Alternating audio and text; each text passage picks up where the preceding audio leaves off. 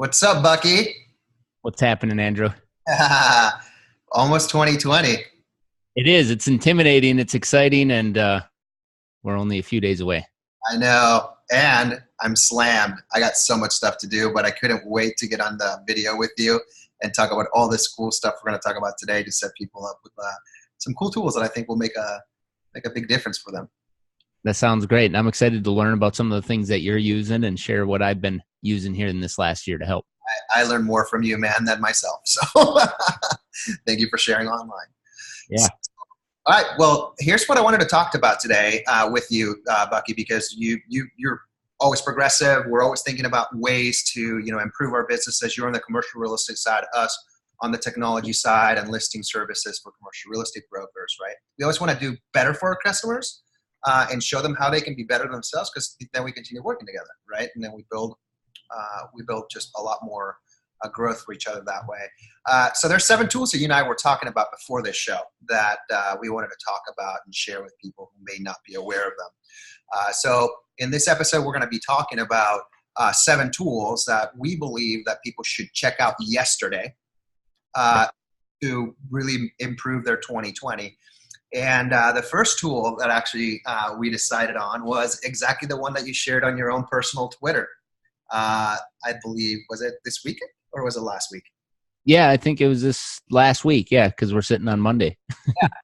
I love, and this is a tool that I've been using. I became aware of myself about, I want to say 3 years ago.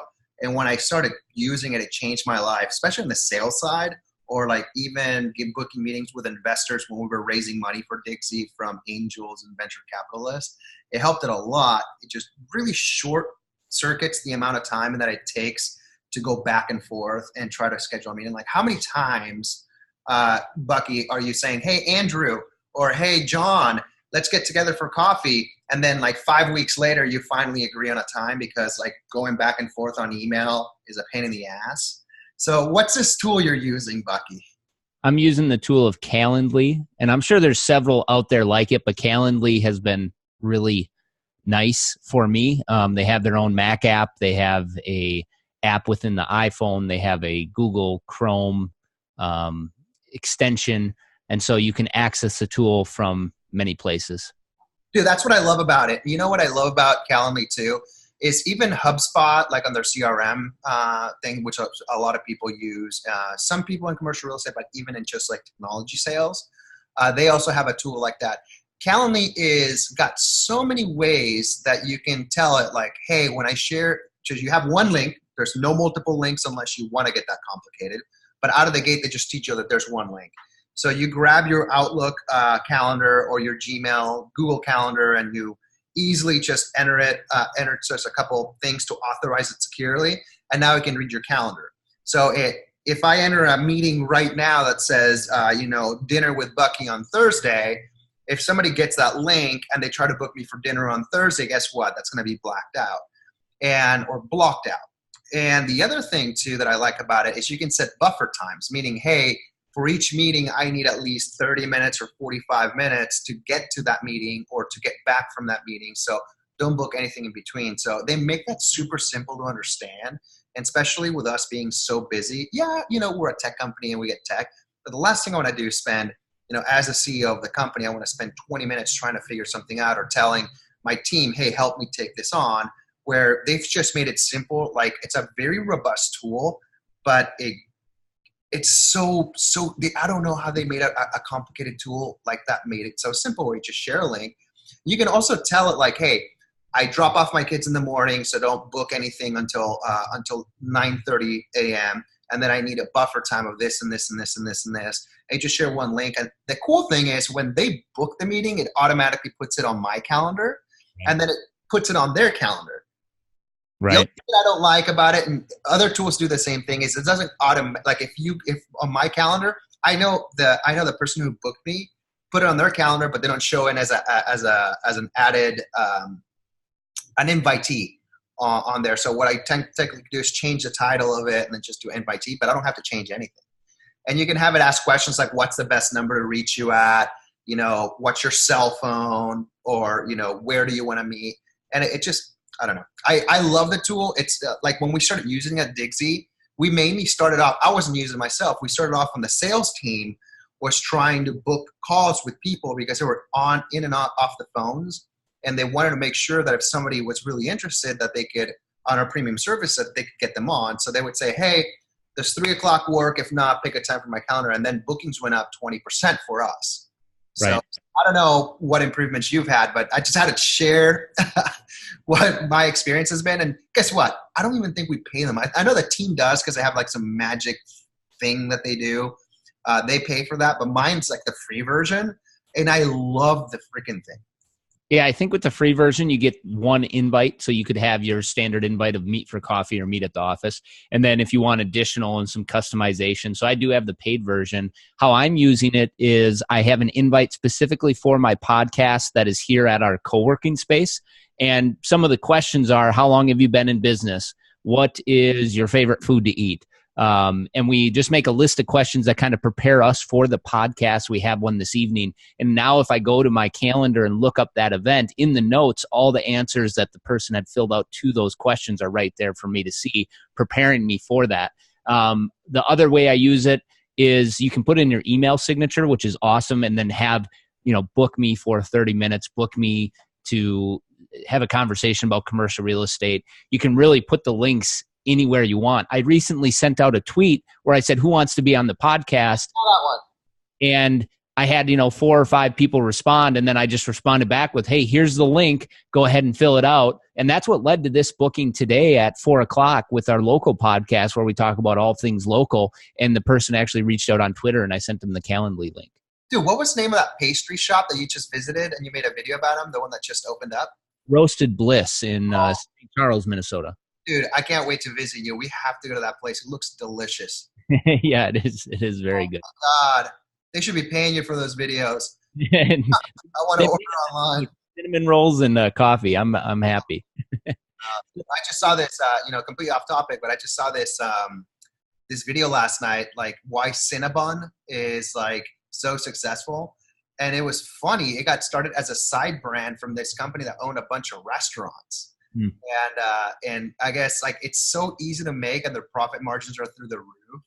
And they've just created like this simple business model. They have to pay attention. It became the biggest brand. So they had to spin off the company. It's pretty cool. So simplicity pays off.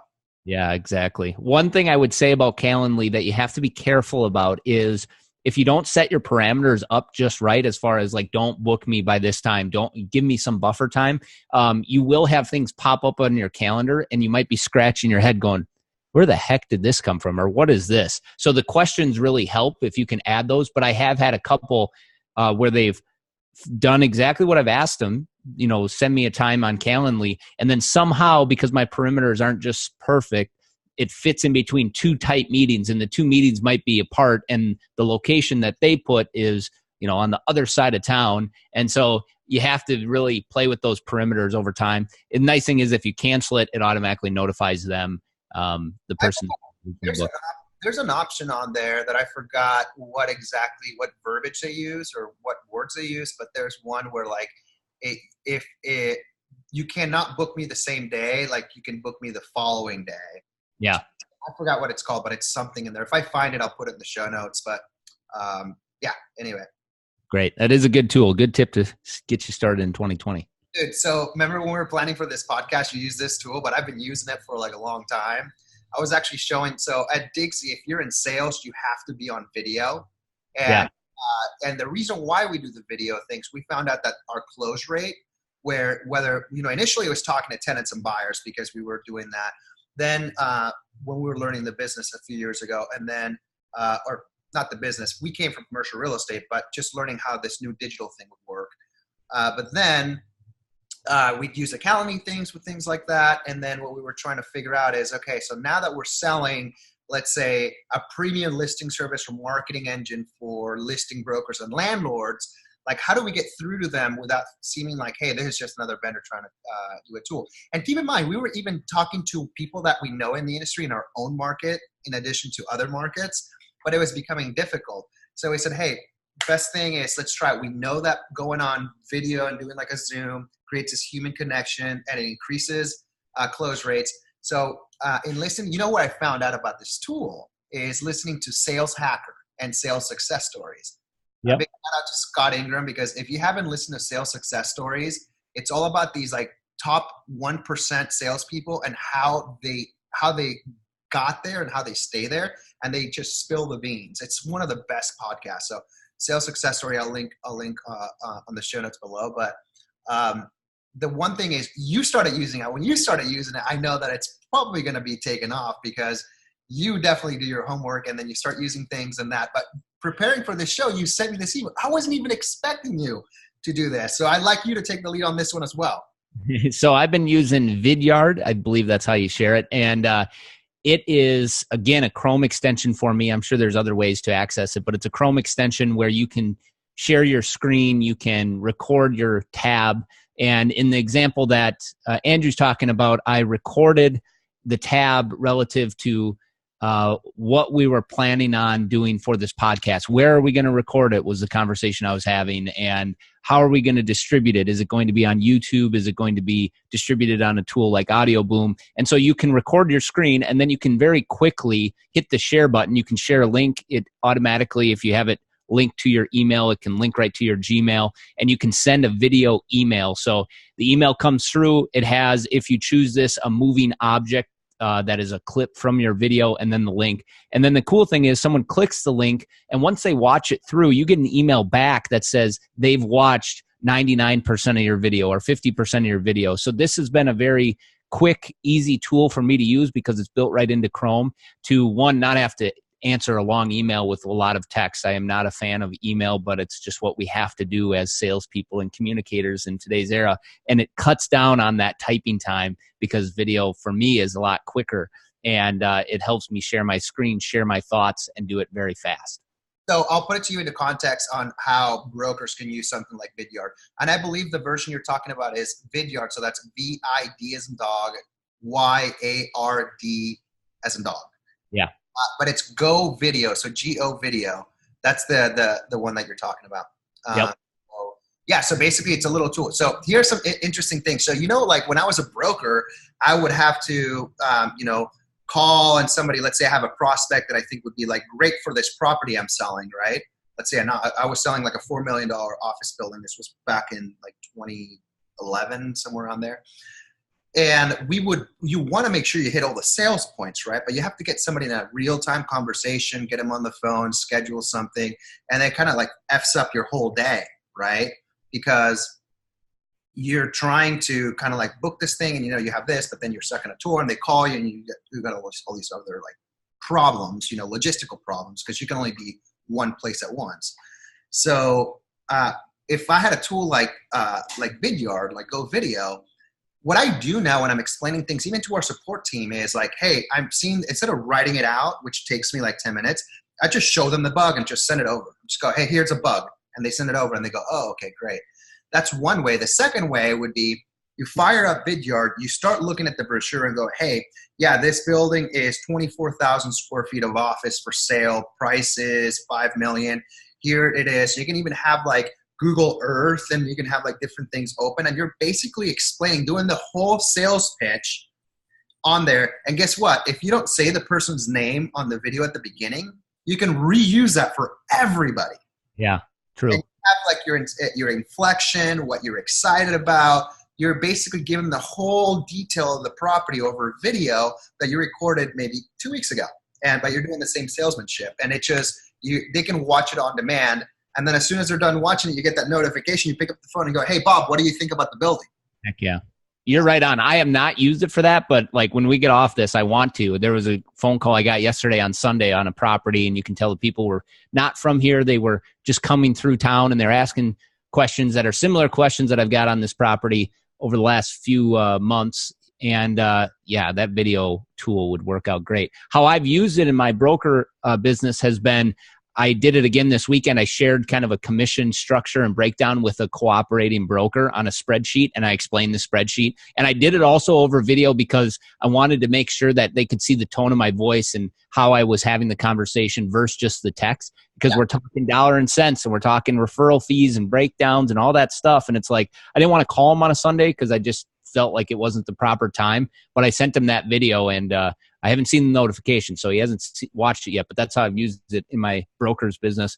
I also have used it within our team, just talking about a deal in a pro forma when I bring up the Google spreadsheet and go through the structure of what the value of the asset is. Dude, you know what? I think this is one, like, we're like, okay, so if we were looking at a graph, right? I don't know which way we do it on video, but, you know, where you have like the Y and the X axis, video is like underneath the X axis right now. And now it's starting to go like this. I wouldn't be surprised. I think this will become the norm, especially when you're talking about email and interacting with people in and outside your company. And you have to be able to communicate with them efficiently and effectively without being dependent on both schedules syncing up. Yeah. Because you're able to send a video. I would be surprised if at some point these companies like Go Video and Loom, right? I use both Go Video, Vidyard, Go Video, and Loom. But I'd be surprised if like Microsoft or Google doesn't acquire one of them, or they kind of just chop off their legs. And unfortunately, this could happen and just bake it into the email experience where it's baked in and you can do these recordings on the fly. Because the communication of like being able to just, instead of writing it out and doing screenshots, which takes a lot of time, you just fire up a video. You say, hey, here's the brochure. Here's the part on the floor plan that I was telling you about. Yes, this whole area right here can be demised and converted into medical because of this parking stuff. And hey, by the way, that'll become a corner unit, which we can command, you know, north of $4 a foot for per month, right? Yep. So a lot of people use $4 sounds low. But we like it. I think it's going to change everything. So if there's one thing from this video, or actually video podcast and audio podcast, is check out Vidyard. And if you guys have questions, reach out to me. You can reach out to me via Twitter, which is at Andrew Bermudez on Twitter, or email andrew@getdigsy.com. Happy to help, because I think this is one of the tools that's just going to transform the industry. And I think if you use this in 2020, one, you're going to be the pioneer of using this, and two, you're going to be so much more efficient and sell a lot more simply because you're selling on video that got recorded once and you send it, and you can always tweak it on the fly. How long does it take to put that video? As soon as you're done, right?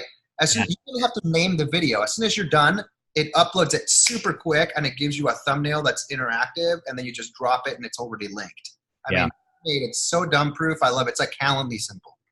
And while we're on it, I just have to bring it up. I have, in this last year, started using YouTube recording on my phone. You could record a video as well, but then upload that video to YouTube and then not making it a public link. I've been keeping it as an unlisted link, and then sending those unlisted links, URLs, to prospective clients as I'm out there in the field walking through a property. Now, again, like you said, if I don't say their name, if I make it more broad where it's just a tour of the property, I then make it a public link of a tour of that property, and I just share that.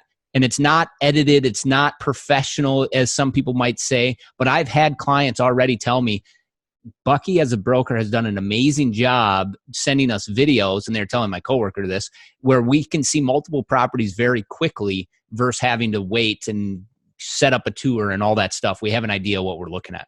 So, Alan Buchanan, the broker at Lee & Associates, who's also friends with us on Twitter and social media. So he will actually go to the property when he's previewing it, and if he thinks it works, he'll FaceTime his client and like walk around. And I know you do the same thing. And dude, he gets deals done, dude. I mean, that's so smart. I mean, how old is Alan? I think Alan's like, he's north of 50 years old, and he does shit that is like thing that I don't even think like my younger brother has thought about. Knows all this technology. I mean, he's definitely awesome. Just like you, Bucky. I mean, you're on the cutting edge of this stuff, but yeah, I completely agree with the whole Vidyard and video and the things that you're doing. Now, the interesting thing about the unlisted link on YouTube was like, if you do it on Vidyard, like you don't have to upload it anywhere else, but on Vidyard, you can actually click a button to grab that video and throw it on YouTube. And then if you want to make it public, you can do that. Now, here's a marketing thing. If you make it, when we were raising money, right, we didn't have tools like Vidyard, or we hadn't heard of it, right? So what I did in order to, because we had so much interest in when we're trying to raise funds and our funding round for Digsy, this was a year and a half ago, that I had to put together a video going over the investment presentation for the investors. So the only place I put it was on YouTube, but I don't want that showing up to the public because it's just, there's a lot of legal stuff that goes around that. So I made it an unlisted thing. So only people with a link could see it. And dude, it served its purpose. We raised money pretty quick. And yeah, it was pretty awesome. But unlisted, that's definitely a hack. Now the cool thing is if you record, like, let's say a nice tour or something like that, or a professional tour, like the videos that you make, Bucky, where like, you've got like the panning on the camera, the graphics, it just looks like, you know, J.J. Abrams produced it.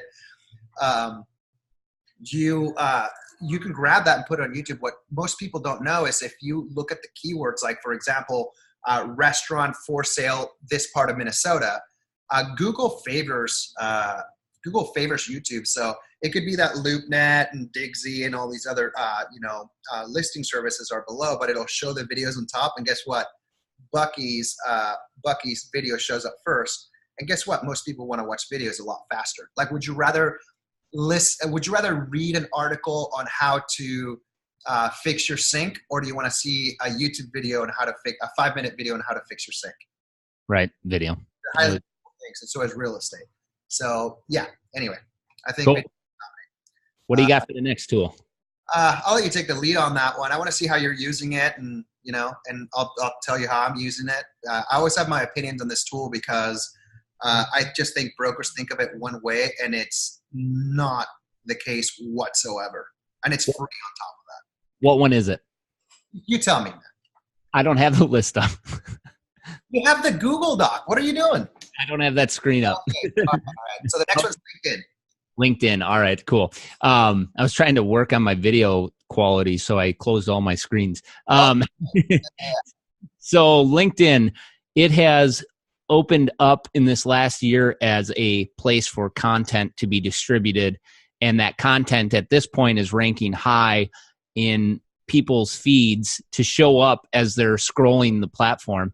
And I think the unique thing about LinkedIn is people don't feel as guilty opening up LinkedIn at their work as they do Facebook or any other platform. And as a result of that, I would say more working people during their day have this on their screen, and the potential for you to show up in their feed at this point, because of the way their algorithm is working, ranks relatively high. And so you can have a good amount of reach without a lot of work on your part. The work you have to put in is just hitting the post button and creating a piece of content that you feel confident in putting on your own profile. And I'm not saying it has to be fancy. I'm not saying it needs to be nice. It just needs to be what you deem as quality in your eyes, and then let the feed determine if it is quality or not. Okay, so one thing that I want to point out about what you said is, for those of you out there that listen and follow Gary Vaynerchuk, he always talks about this. He talks about the fact that how he made his money online in the wine business, how he turned his parents' company from just a few $1 million to just like this massive, multi-million-dollar company selling wine online, was because of Google. So at the time, it was the early days of Google. So buying these keywords was super, super cheap, and you would get very, very high visibility. Once everybody started visiting and all that stuff, it kind of just became expensive and they got priced out.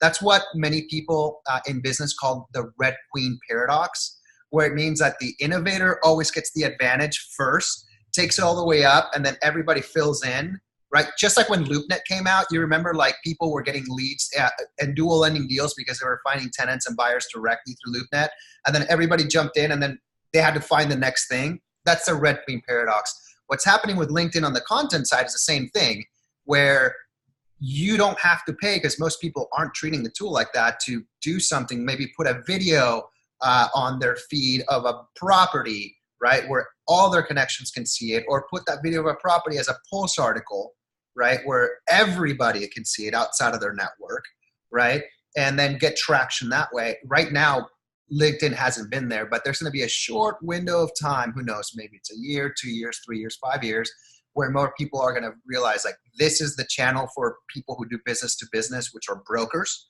Their businesses dealing with businesses, and then it'll change. So I would really encourage people to like really take advantage of this, because otherwise you're going to take advantage of it when it's too late. Yeah. And there's multiple ways of putting out different pieces of content on LinkedIn. You can, like Facebook, put a photo and then put a description of that photo. One of my most successful ones this year was Christmas decorations on commercial buildings, what one has the best. And I think that post alone has over 3,000. I don't know if it's impressions or whatever the case may be, but I know the number's in the 3,000s plus and a lot of interaction. Yeah, it's views. And then the other thing is videos. So you can upload videos. I think you have to get to a certain stature as far as following where you can actually go live on LinkedIn. I don't believe I have that capability yet, but I have seen some people as they built their following now have the ability to go live and have these type of conversations that we're having on LinkedIn. And then the last thing that comes to mind and there's actually two others that you can do on LinkedIn, you can do an article. And so I'm not a great writer. What I'll do is take a photo or this podcast, for example, upload it into an article as a piece of content within it looks like a blog, and then write a few paragraphs or 2 paragraphs even about that. And that shows up as a post. And then the last one is, I call it Slideshare. Maybe there's another term for it, but you basically make a PowerPoint that is shared within LinkedIn.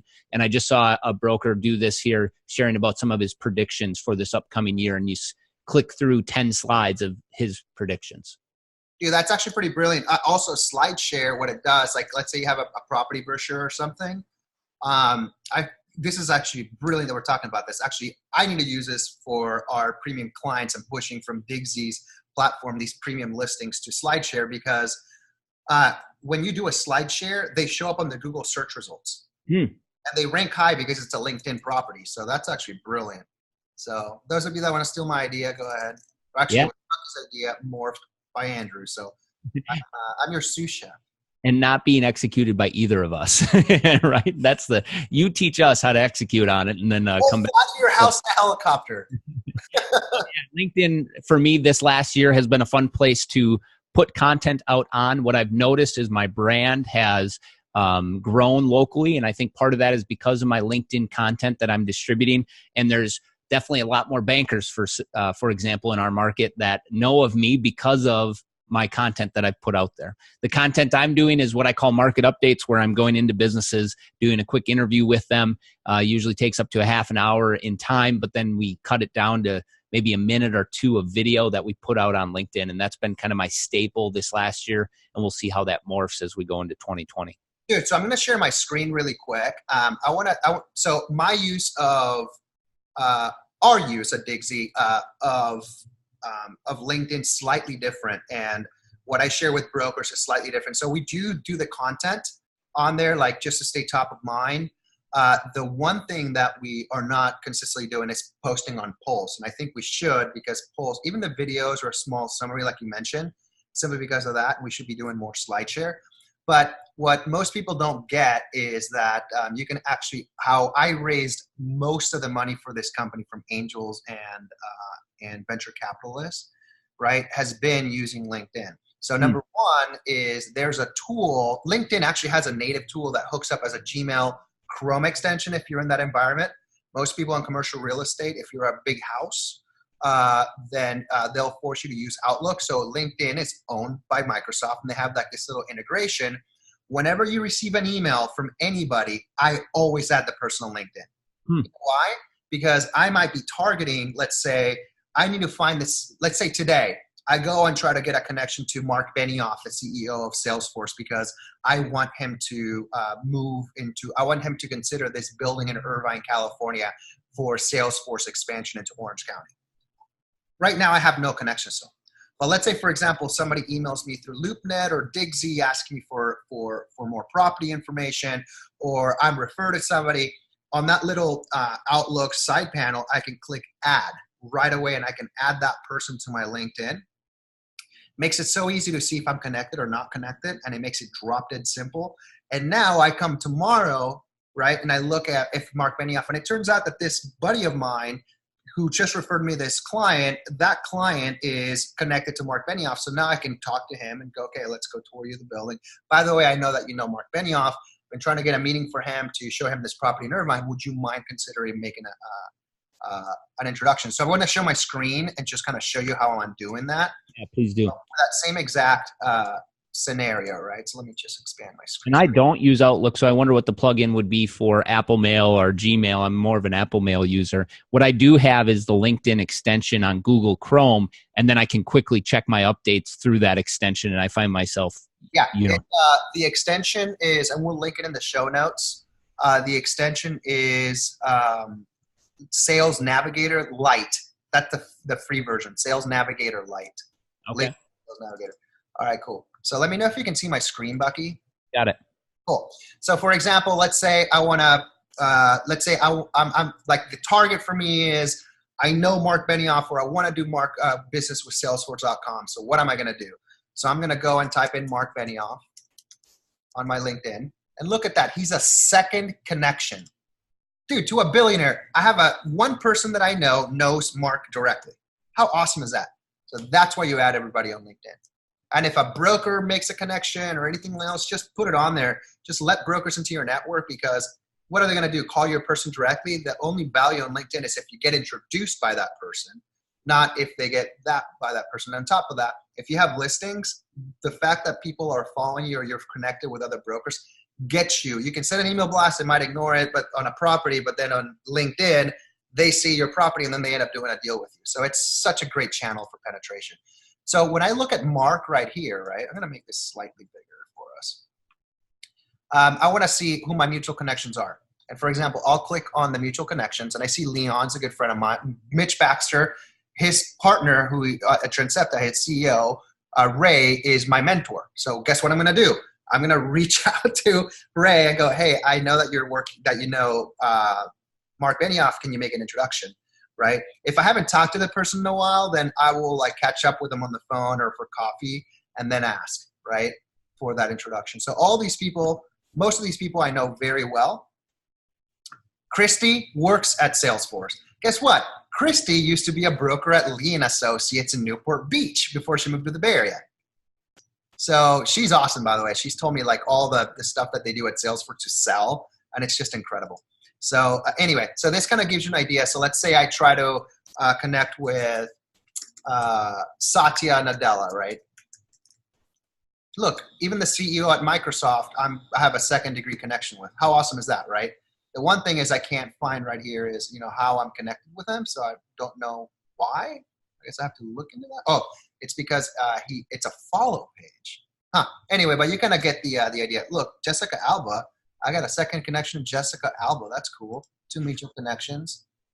Oh, yeah, I know. That's because this guy funded her company. And Sam Teller, I know because he works with Elon now. So you kind of see this shit? So you see how people aren't using this to like, do you think that, let's say, for example, 5 brokers are targeting Jessica Alba's company, The Honest Company, to represent them or do business or move him into a building. And they're all cold calling her. What do you think is going to happen when somebody like Andrew Bermudez comes along, reaches out to Rich and go, hey, Rich, how's BAM Ventures going? What's been your largest exit this year? You know, let's catch up. And then he knows me and I go, hey, by the way, I've got this building that I want to get in front of Jessica and her team. Can you make an introduction? Or let's say if I'm repping, I want to learn from Jessica about this stuff and develop a relationship. Can you make an introduction? You have to make sure that the angle for the introduction is of value to the other person, because otherwise the person's not going to introduce you. And you have to pick up the phone. If you haven't talked to the person, you have to reach out and reconnect with them. Don't be an idiot and just like go out cold and expect people to make introductions. Anyway, that was my 2 cents on how I use it. I hope is that how you use it? I don't. Mine is strictly content. That's my main thing. I might message a person, but it's usually because they reached out to me asking a question or something like that. But mine is content distribution. It's just another platform like Instagram, Facebook, YouTube to put content on. That makes sense. Cool. All right. So what's our next topic? Oh, that one's me. Okay. So there is what I like to talk about is you have like email marketing platforms like MailChimp and Constant Contact. And most people will use those for like blast brochures and floor plans and things like that, offering memorandums, newsletters once in a while. The one thing though is when you're prospecting, right, and you want to prospect and try to find somebody in for your building or somebody to represent who might have commercial real estate needs, you want to touch a lot of people, but you don't want it to come in from like a MailChimp or a Constant Contact. You want it to make it seem personal. So there's a tool out there that allows you to do that. So you can actually email hundreds of people at once with a personalized email, right? You can even have like little fields that fill in like, hey, Bob, I know you're working at this company, and I know that you are the insert business title here, blah, blah. You can do that with this. And the tool is called Yes Where. So like the letter yes, no, yes, where, W-A-R-E. And that allows you, that has a plugin for Gmail, it has a plugin for Outlook, Microsoft Office 365, and allows you to send out these mass personalized emails. Every time that an email is sent, it also gives you, it tracks whether somebody opens an email and it clicks a link. So opening an email is great because if you see the person opening the email twice or 3 times, that signals that there's some interest. Now, when they click the link, there's interest, right? So as soon as you get that notification that on your computer that they've opened the email, you can call right away because they're in front of their phone, either their smartphone, which they have in their hand, or on their computer, which they have, their phone on their desk, right? So you can call right away and go, hey, Bob, saw that you opened the email, et cetera. If you don't know the person too well, then you don't want to be creepy. But it does a lot of good things to do that. Now, the reason I push Yesware is because in our podcast, we don't want to push our own product. But if Yesware is a little too complicated for you, you can always check out a tool that we developed a while back called Digsy.ai, so digsy.ai, and it allows you to do the same thing. The only difference is you can click to call, and it's kind of like this like mass prospecting engine, not so much a CRM, but it allows you to like make calls and track and all that stuff. So you can check that out. But I would say, to be fair to the audience, check out Yesware first and do that. And yeah. And so as the example that I would use it as is I have 20 different listings. I set up a different Yesware template for each individual listing. And then that way, when the inquiry comes through, all I have to do is click on that template and it would fill in a majority of the blanks. That's one of the use scenarios. But let's say, for example, you have one property that you need to get out there, right? And you really want to get it sold or leased. And in your database, whether that's Outlook or your CRM, you need to send an email to all the people that fit a certain criteria. Mm-hmm. The way to do that would be to grab that, export it, and put it into like a MailChimp, right? But then MailChimp doesn't notify you right away that somebody's opened it and click. It's just not really like a tool you can operate from your email. And also, they know that it's a marketing email because it says sent by MailChimp at the bottom. They have to, for legal reasons.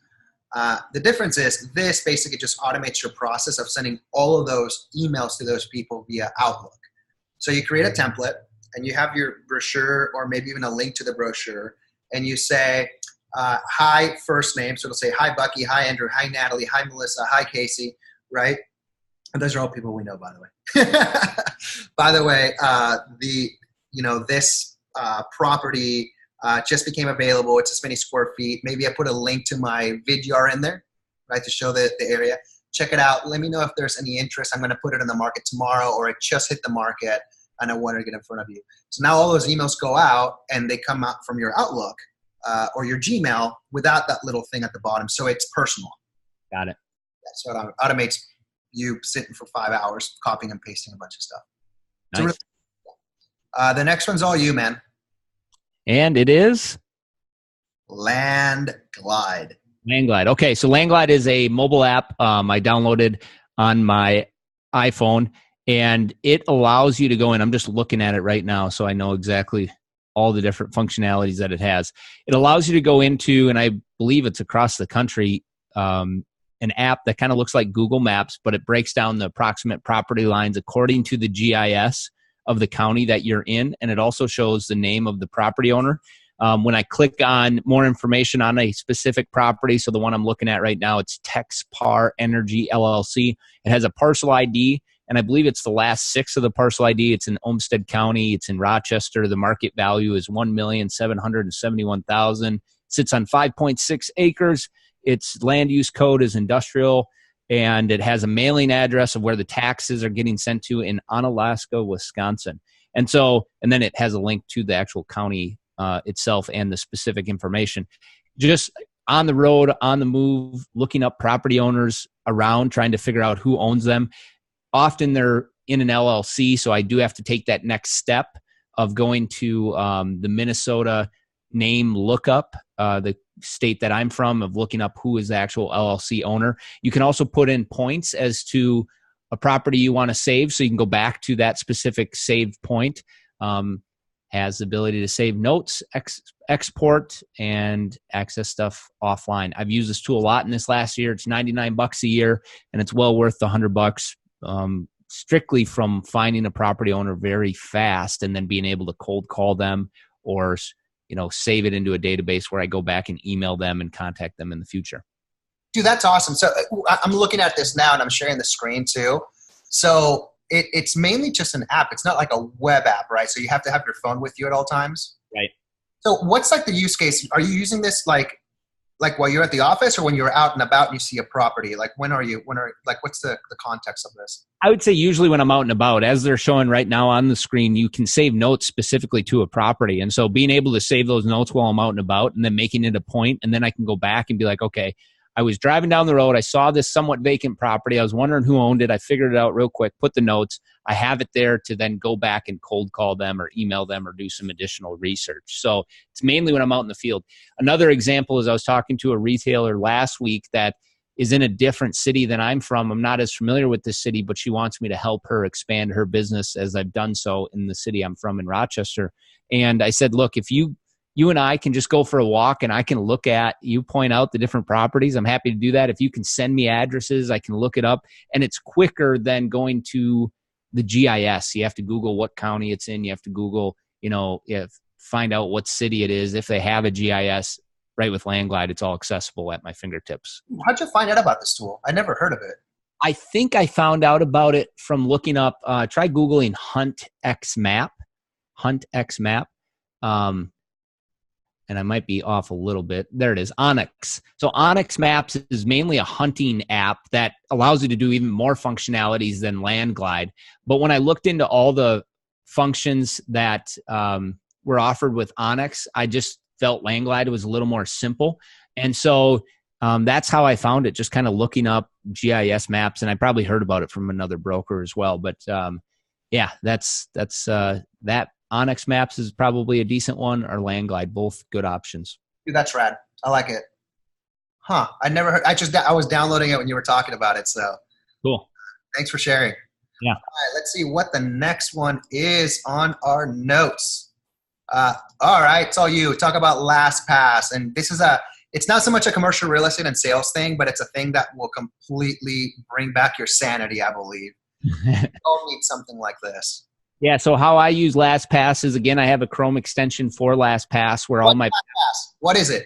So where all my passwords are saved and are secure, and I can access in this database all my passwords very quickly, push of a button, and it feels more secure than having them saved in your notes or in a Google spreadsheet or in some other notebook underneath your desk. Yeah, I use 1Password, and actually we use it here at the company. So they allow us to sync the passwords like between the mobile apps and the computers. It's like a little browser extension and also like a desktop application. Yeah. The desktop application in order for the browser extension to work. But it's all secure. For example, if an employee leaves or an employee goes rogue, which luckily we don't have any of those, but some of you may. You can actually turn off their access so that they don't have the passwords. They also cannot see the password a lot of times. It'll just allow them to log in, but they can't store it. So and you can set permissions. Like you can have a vault that only employees in this department can access those passwords. Another vault that you can do here. For commercial real estate brokers, like basically it's nice for like if you're on a team to all have access to the same tools that you use. And the cool thing is that I like about 1Password, I'm sure LastPass does this, is when you go to, let's say, an application on your phone, or you go to a website and you got to check something really quick and you go, oh, what was that password?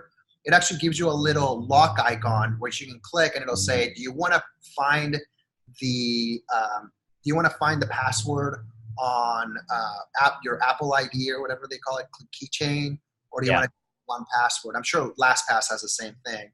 And then you click it, and then it finds a password on 1Password, which you may not have on your phone, stored on your phone or your iCloud, but now you're able to access that password. So it's saved me a bunch of times. You know what I like about it too is you can also save serial numbers for software you buy.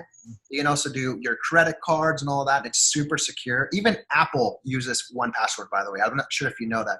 They signed some like multi-million-dollar contract with, and keep in mind, they make keychain with 1Password to be able to really use that across the company. So it's got some great value behind it. I know that Lastpass has some functionality, especially in team settings, like when you have a virtual assistant that are more geared towards those types of users. But I would say they're pretty comparable. I've just been a user of 1Password since I want to say I've been a user of 1Password maybe since like 2004. Cool. So it's a long time. Yeah. So I love 1Password. So yeah. Good. Not using a password protector, get after it. Yeah, and it's secure, which is both of the technology platforms, 1Password and LastPass are secure, which is nice. So the last one is me, actually. It's Sniply, and you and I were going over that a little bit ago. And Sniply is a really good way to get more mileage out of your content.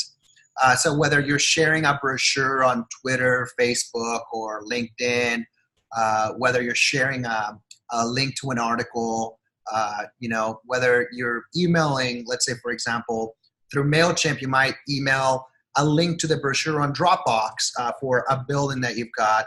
When they view the building, hey, the building may not work for them, but you can actually include a short little what's it called? Call to action? Yeah, call to action at the bottom. So like I'll view the brochure and it'll say, hey, why don't you go ahead and click on this and or tell us what you need. If this building doesn't work, tell us what you need and we'll help you find it.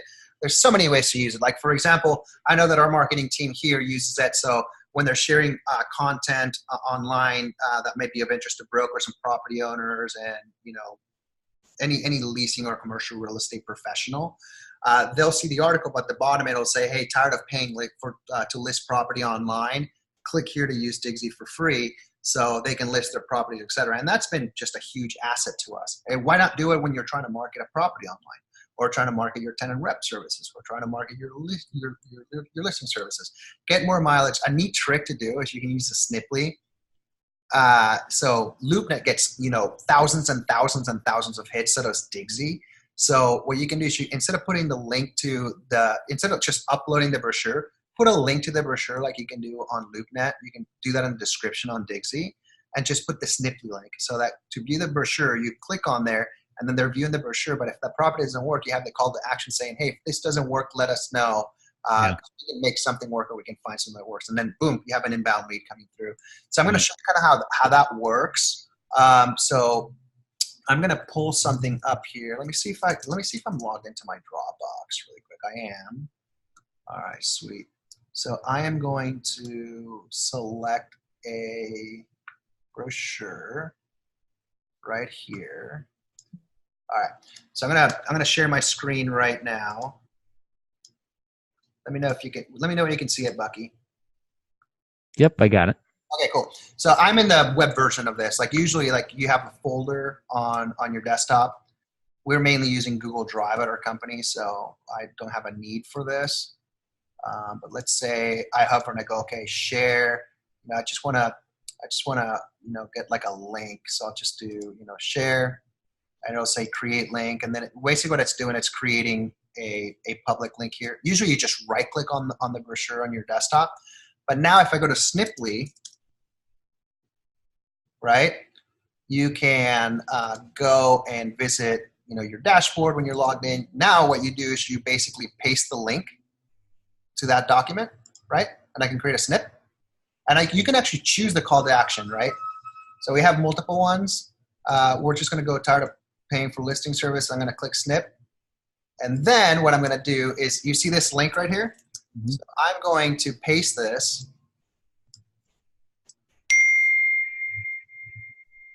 And then what you're going to see is you're going to see the brochure load up on here.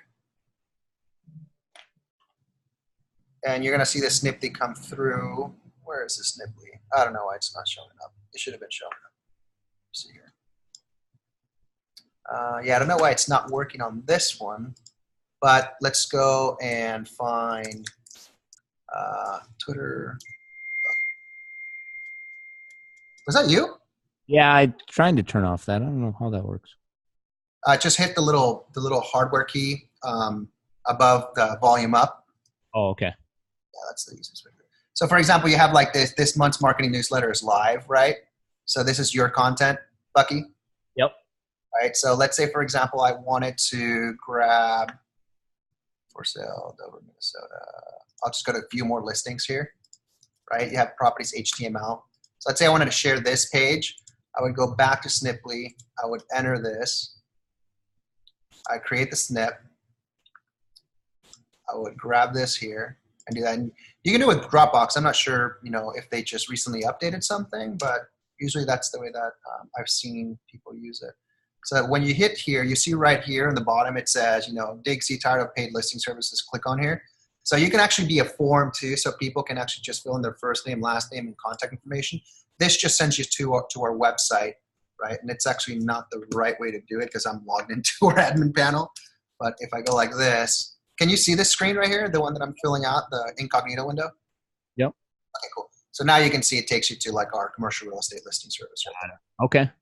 So yeah, Sniply's cool. So you can use it with anything that has a link, including, Google Drive, Dropbox. I don't know why I didn't get to work. Maybe we should, send a message to Dropbox just to let them know that we're trying to give them a plug on this show, and it didn't work. But yeah, let me just stop sharing the screen here. And that's what you use Sniply for. And any final thoughts, Bucky, on what other things, any books that you think a broker or a commercial real estate professional should read if they're trying to make sure that they have a fantastic 2020? I am not a reader, so I can't refer a good book. But I would say podcast wise, if you're not listening to Gary Vee, listen to him. I prefer SoundCloud. It's just an easy way to get all of his latest from what I've found. So that's where my mind goes. I'm a big subscriber to Gary, and he's one that preaches about putting out consistent content, and that content is just as important as balancing your checkbook and paying your taxes, being consistent with your content. So that's what I subscribe to. That's awesome. So I would say an interesting book for people to read, having have been a broker, and brokers always want to continue to better their business and grow their businesses, especially for those brokers that are trying to think about, hey, I want to grow my business. I know hiring a runner is hard, but then they can turn into my competition, which is usually what they're scared about. There is different ways of looking at it, and really building your team in a way that actually it works all together rather than basically just training your competition.